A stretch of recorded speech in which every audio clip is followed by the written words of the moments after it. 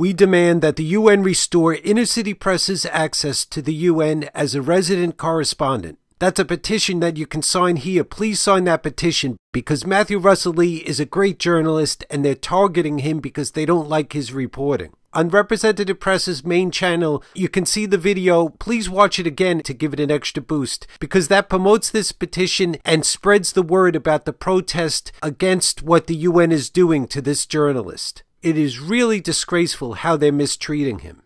I was going to ask you about South News, but I'm going to ask you about Sri Lanka. And I'm going to ask you about Sri Lanka because there's a letter that was released today by the resident representative in the country directed to the Northern Provincial Council. And it's a response to a letter that they wrote to Ban Ki-moon on March 1st. And okay. I'm going to ask you what the letter is. And the letter says, "We are happy to tell you that the Undersecretary General for Public Information and Communications has, after serious consideration, decided to change the accreditation of Matthew Russell Lee of Inner City Press." And the thing is, where it says they're happy to say, the thing that we're protesting in the letter was exactly this decision, which was taken without once speaking to me. So I wanted to know, was this letter, which is on UN letterhead, this is not a courtroom, drafted by OLA?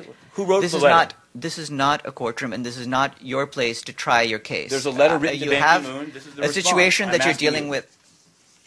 I'm not aware of who writes those letters. It comes out in the name of the resident correspondent, so it's the resident correspondent's letter. It's a UNICEF official.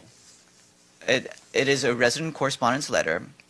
It states the facts, and it says, "I'm happy to tell you," in response to a protest. Yes, letter. I understand that you are unhappy with the use of the word "happy." I don't think it's duly noted.